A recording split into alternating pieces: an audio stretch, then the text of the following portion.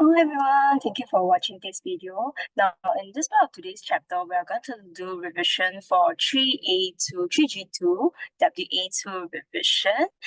We are going to look at, for this part of the video, we're going to look at chapter 4, indices. Now, without further ado, let's begin some of the basic questions that we must know for the test itself. Right? So first part, I'll start with the easier chapters. The easier part of the chapter first, we have this on standard form itself. Now express the following in standard form. What does standard form means? Standard form means I must represent the number in terms of a times 10 to the power of something, all right, and 10 to the power of n. And the value for a itself must be a number from 1, bigger than 1, but smaller than 10. All right. And then for my powers itself, if I have a very, very small number, 0.000 something, the power will be a negative power. But if my number is very, very big, for example, 5, 6, 7, 0, 0, 0, 0, a very large number, right? The power will be a positive power. Okay. Let's take a look at the following numbers, 0.00123. Okay, if you were to write it as, first let's decide where can we put our decimal place. So in this case, I have 0.000123. I need to put the decimal place such that it's in a position more than 1, less than, that gives me a number more than 1, but less than 10. So I need to place the decimal place at 1.23 down here. And then from here, I need to count. My original decimal place is here. I will need to shift 1, 2, 3, 4 times. So in this case, I will have a number 1.23 times 10 to the power of something. Apparently, this is a number smaller than 1. It's a very small number. We're going to have a negative power, right? And we shifted our decimal place 1, 2, 3, 4 times. So it'll be power negative 4. Hence, the answer will be here 1.23 times 10 to the power of negative 4. Have you gotten the correct answer? Next question. Next part, we have this number 567.00. There's so many zeros over here, right? Let's decide where should we put our decimal place. I need a number smaller than 10 but bigger than 1. So it will have to be 5.67. 5.67 is a number smaller than 10 but bigger than 1. Then I'll need to shift my decimal place 1, 2, 3, 4, 5, 6, 7, 8. 8 times. So this is a number bigger than 1. So I'll have times 10 to a positive power, and I shifted my decimal place 8 times, so that would be 5.67 times 10 to the power of 8. Have you gotten the correct answer? Next question, now evaluate this, giving your answer to 3 significant figures. So what you need to do is just to press your calculator and key all the numbers in order to find the answer. Right, let me key this into our calculators. First, I'll put in fraction form, bracket 8.4 times 10 to the power of negative 3, right? Followed by close the bracket. So remember to take note of the brackets and the sign that's available, times bracket 0.2 times 10 to the power of 6, divided by 3 times 10 to the power of 4. Right? And with that, we can get our answer on my calculator. I had it in terms of a fraction given to me, 7/125. But actually, the number is just 0.056 over here. So this is my answer, 0.056. I need to give my answer correct to 3 significant figures. Right? And in this case, there's just an exact nice number, so I do not need to do anything. So that will be my answer. So just calculate the number will do. All right. Next question. Now, more often than not, standard form just not only comes in asking you to write numbers. The standard form, it can come in basic word problems. So for example, you are given a table of values over here, and there are some numbers such as Singapore, India, Monaco, and you have the population, million, billion. So some of the common trends that you need to take note of. Million stands for 6 zeros, 1 times 10 to the power of 6. Usually this can be a million, may not be given, but billion should be given. Right, so the billion will be 1 times 10 to the power of 9. Trillion, if you need, trillion will be 1 times 10 to the power of 12. So if you notice and look at the powers over here, there are 6, 9, and 12. They increase in the multiples of 3, right? So increase multiples of 3.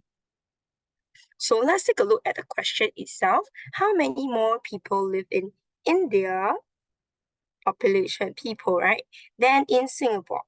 Million. Give your answer in standard form. So how many more people? So I need to do a subtraction. I'll take the larger population. Don't just only look at the number. Billion is more than million. So we're going to take billion. Billion is times 10 to the power of 9. Subtract 5.4 million. 5.54 million. Million is times 10 to the power of 6. Now, inside a calculator, you have multiplication or whichever, right? So in order to prevent yourself from making careless mistakes, you can add brackets to your working to help you make sure you tell the calculator very clearly what you want to calculate. Then using my calculator, I got my answer as 129,446.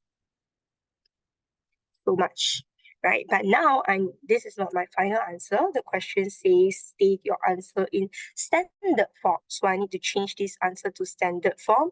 Again, I need to plug the decimal place, 1.29, the number smaller than 10, larger than 1, right? I can stop at this number over here. This is the exact number. I'm not going to round it off to any other digits. And then I have 1, 2, 3, 4, 5, 6, 7, 8, 9. I'm shifting 9 times decimal place. So this number times 10 to the power. This is a large number, larger than 1. So it'll be positive power 10 to the power of 9.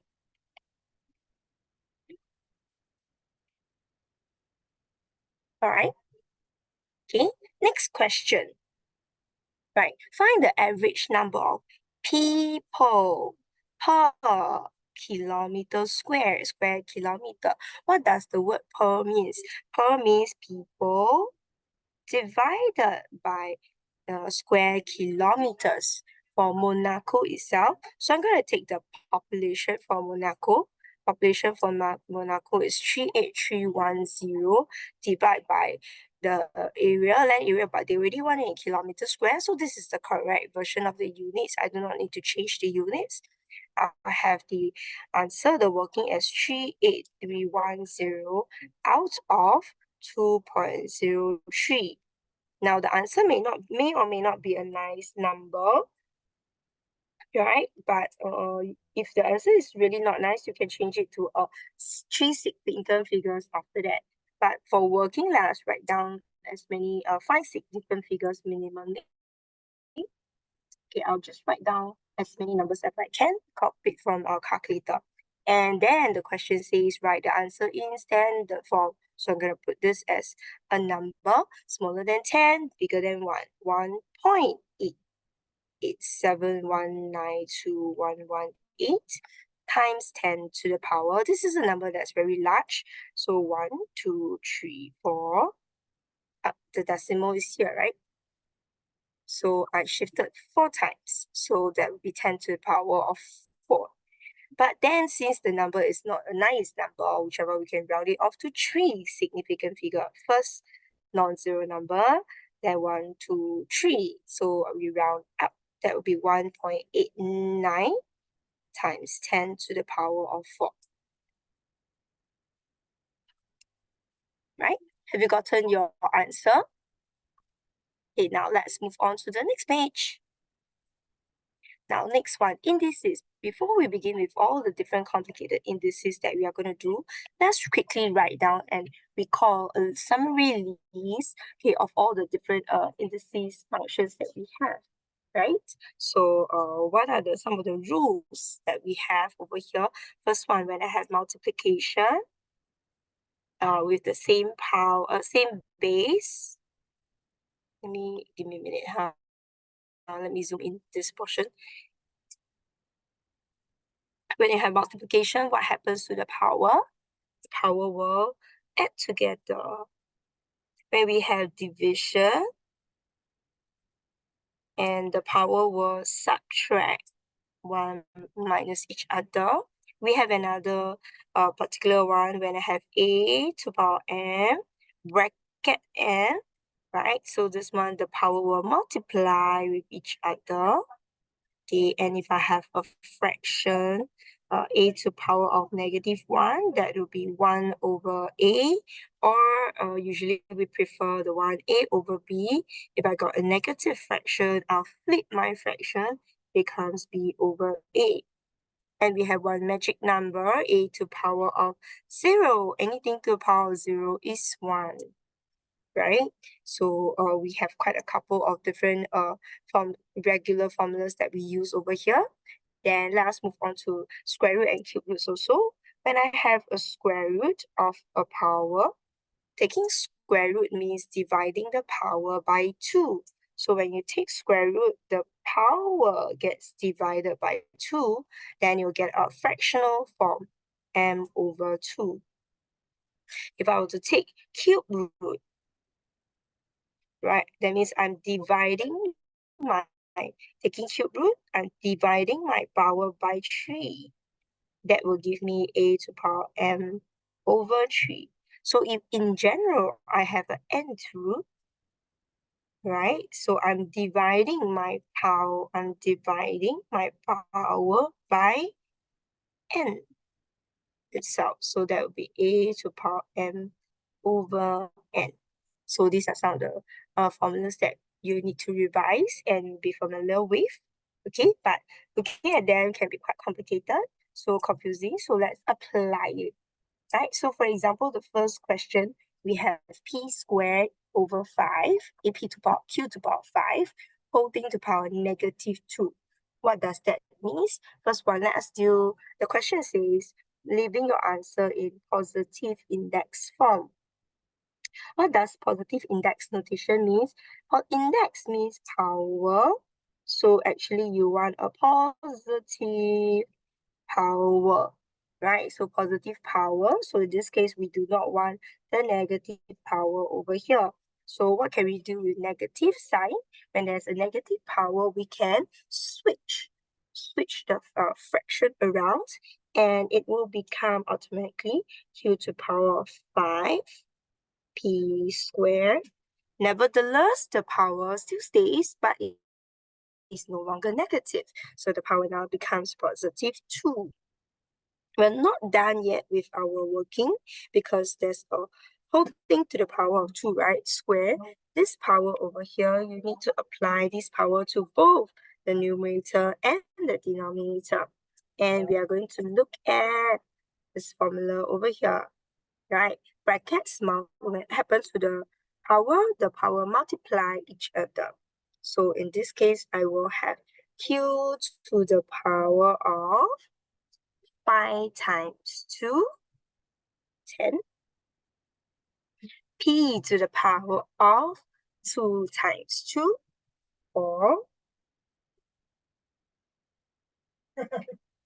Okay, times 2p cubed, q to power of 6, right? So for a start, let us combine. Okay, this is multiplication. There's no addition and subtraction along the way in the question. So let's combine numerator with numerator, multiply them together. So I just set the numbers to q to power of 10 p cubed. Denominator with denominator, so multiply the denominator. This one will be p, let me rewrite, p squared q to power of 6 over here. But remember, this is not the simplified form. So we need to simplify this power over here, right? So when let us take a look. 2 is just a number on its own, so now no other numbers we need to cancel away. I have q to power 10 on top, q to power 6 below. If I cancel away the terms, which one has a higher power? The one in the numerator or the one in the denominator? The one in the numerator, right? So by how much more? So imagine I have 10 of them, bottom have 6, I cancel away, I'm left with 4. So I'll simplify it to q to power of 4, right? Then for the next one, this is p cubed over p squared. P cubed has a higher power. So by how much more? 1 more. So that will be just p. Okay, unfortunately, there's nothing in the denominator, then this one will be main answer. Have you gotten the concept? Next question, now another type of question. Express the following as a single power of 3. Single power of 3 doesn't mean that the power is 3. Single power of 3 means it's 3 to the power of something, right? 3 is the power of 3, so 3 to the power of something. So in this case, we should change everything to index form. First one, let's take a look. We have a square root. Square root means when we take square root, it means I'm dividing my power by 2 over here, right? So I'm dividing my power by 2. So taking square root of 3 to the power of 6, I'm left with 3 to the power of 6 divided by 2, 3 times 3 to the power of 7 over 3 to the power of negative 2, right? Let's work out a little bit. Multiplication, what happens to power when you multiply?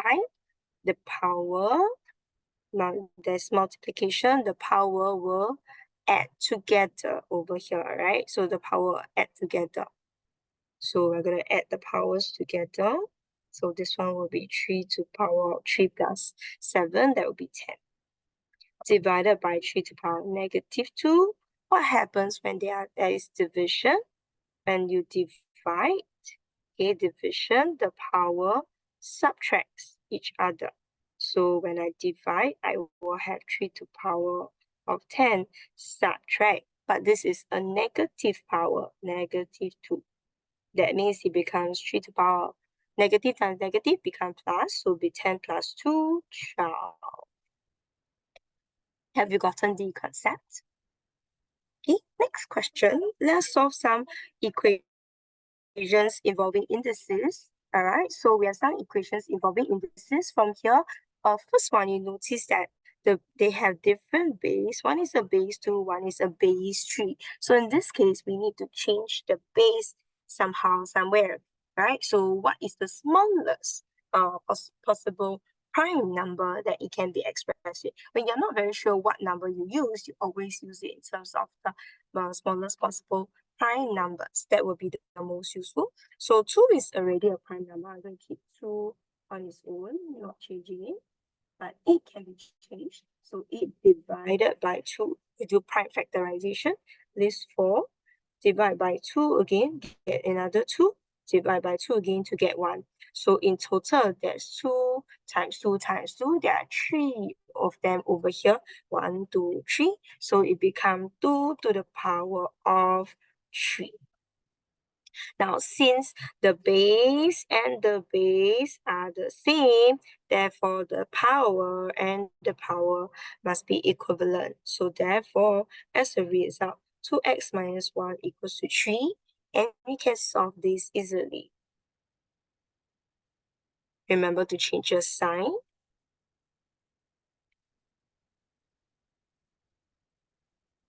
And you can get your answer x equals to 2.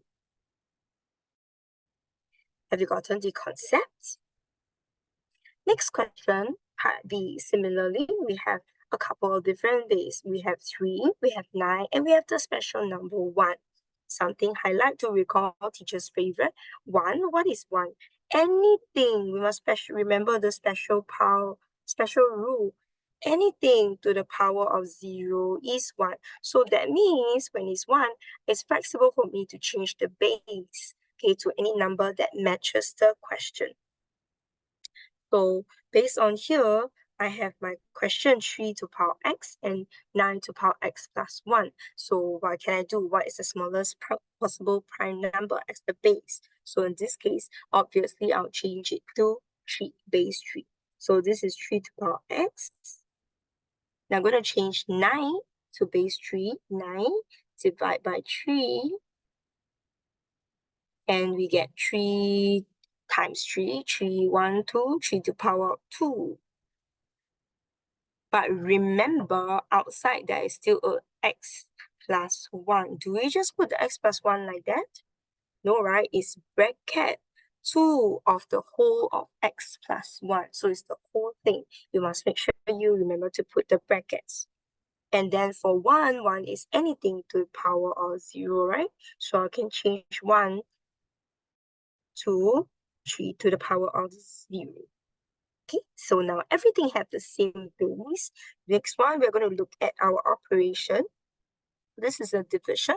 When there's division, the powers subtract each other.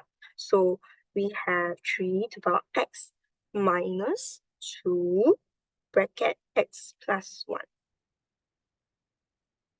Okay, if you would like to do your expansion, sure, no problem, just go ahead. But remember to take note of the sign. And therefore, since the base and the base are the same, so the power and powers are equal. So we have x minus 2 bracket x plus 1 to be equals to 0. Let's expand out our brackets correctly. This will be x minus 2x minus 2 equals to 0. From here, x minus 2x gives me negative x. And I need to bring the other side. So negative x equals to positive 2. And get rid of our negative sign, x equals to negative 2. Have you gotten the answer? So these are questions usually involving changing base, and then combining the numerators, the powers together through the indices rule. Let's do one more question over here. I have a couple of different numbers itself, 5, 25, 125. Let's relate them to the smallest possible prime number, which is actually 5. So 125 divided by 5 and give me 25. Divide by 5 again. So 125 can be expressed as 5 to the power of 3. So I'll write this as 5 to the power of 3. But remember, outside there is the letter x. Divide by 5. When there's nothing, it's actually 5 to the power 1, not 0. Now I got 1 over. Remember, 1 over is actually the negative power. So highlight over here, our negative 1 is actually 1 over. So this actually represents a negative power. So I'll have this as a number to 25 power negative 1. Okay, but I'm going to change 25 to, this will be, 25 will be 5. 5 times 5, 2 times, so it will be 5 square. But outside still got a negative 1. So let me simplify this directly. It will be 5 to the power negative 2. All right. And then let's work out and simplify, okay, the indices, divisions, the powers subtract each other. So 3x minus 1. Now the base and the base are the same, right? Therefore, the power and the power have to be the same. So therefore, as a result, 3x minus 1 equals to negative 2. And we can solve for the answer. 3x to be equals to negative 1. And x will be equals to negative 1/3. Okay, have you gotten the concept? All right, if that's the case, then let's do one more page, okay, on indices, right, regarding the other portion of compound interest and simple interest, right? So this portion over here needs you to recall a little bit of compound interest and simple interest formula. For simple interest means the interest is fixed. Okay, it does not increase, but compound interest will increase over the year. So for simple interest, the formula is I equals to PRT over 100, where I is the interest, P is the principal original amount, R is the interest rate, and T is the time period that you have. So the interest rate comes in terms of a percentage form. That's why there's an over 100 over here. Okay, for compound interest, the compound interest, the amount of actual interest that's being added to, okay, to the sum, it does not say as a fixed amount. The formula starts with TA. So remember to remember the fun part of the formula. It's not just the P bracket 1 plus something its own. It starts with TA. So it's total amount equals to P bracket 1 plus R over 100 to the power of N or power of T. N here in this case means the number of time. Okay, it's time periods or number of times that you actually calculate the interest for, right? The compound interest. So first question, Cashin plans to deposit 50,000 in the bank for 5 years. So I started off with some numbers that I know. This is my original sum, and this is my time period or the number of times. So Bank A and Bank B offers the following plan. For Bank A, it's a simple interest rate of 2%. Okay, per annum is per year, right? And a one-time bonus of 100 at the end of the 5 years. So I want to find the total amount of money. Let me first find the interest, right? So the interest will be 50, taking our PRT, 50,000 times the interest rate times 5 years, right? So this one is the 5 years.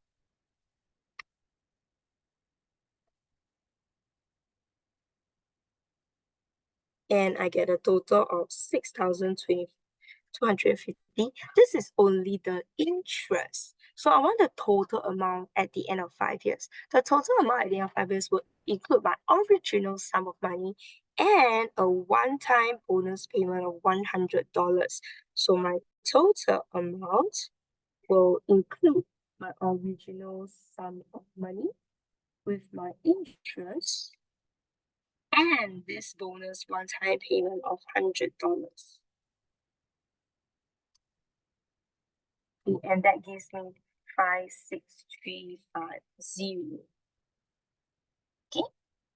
Next part of the question asks me which bank should Kenshin choose. So I already calculated the total amount of money in Bank A. So what I'm going to calculate the total amount that Kenshin can get from Bank B. Bank B is calculating compound interest rate at 2.45% per annum, means per year, compounded yearly. So remember that if this is compounded yearly, the interest must be in years as well, right? And the time period is in years, 5 years.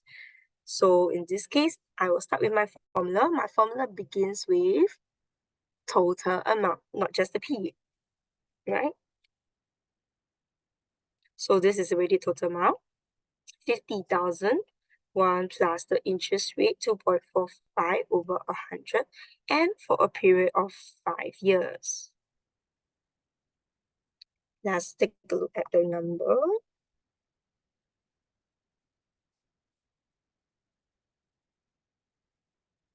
Then answer will be 56432 point. You notice there's quite a number of decimal place.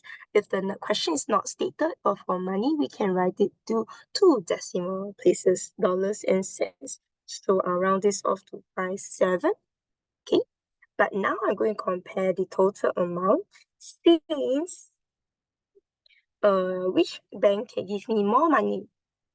Right, Bank B, right? So since Bank B, okay, since you can receive quite a simple evidence, right? Since we receive more money, this amount of money,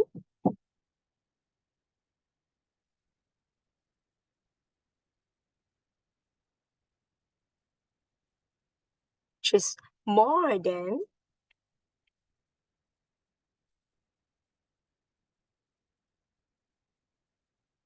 from bank A. Therefore, we should choose bank bank B, sorry. Right.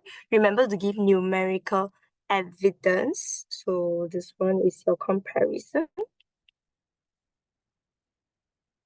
with evidence. Okay, your comparison. So you say more and you give the numerical evidence over here before you make your conclusion. All right. One more question to the end of this part of the video. So the last part on a compound interest. Now, some of the things that we can use for compound interest is to work backwards, right? For example, in this case, Amelia would like to invest some money. I do not know the amount of money to begin with, so it's just the letter P. But it's at a compound interest rate of 2.22% per year per annum. So this is my rate, right? And I want to earn this amount, $80,000 by the end of 3 years. So my time period is 3. But what is this 80,000? Is this my principal amount, the amount that I started off? Or is this my total amount? Right, let's think about it. So let's begin with my compound interest formula. Total amount equals to P bracket 1 plus R over 100 to the power of the number of times. And on this case, I just put N, right? But where should 80,000 go to? Is it the total amount or is it the amount that you start off with? They say they want to earn 80,000 by the end of 3 years. So 80,000 is actually the total amount. Then P is the unknown, I don't know, so I should keep it. And interest rate 2.2%, minimum 3 years. Now, if you observe this very carefully, this portion is just calculatable. Just key into your calculator, right? And then you do not want this number, you only want to find P, so you can undo it by doing this multiplication, you undo it by doing a division. So you take 80,000 divided by this whole number. Okay, and you'll be able to get your answers. Right, let's take a look.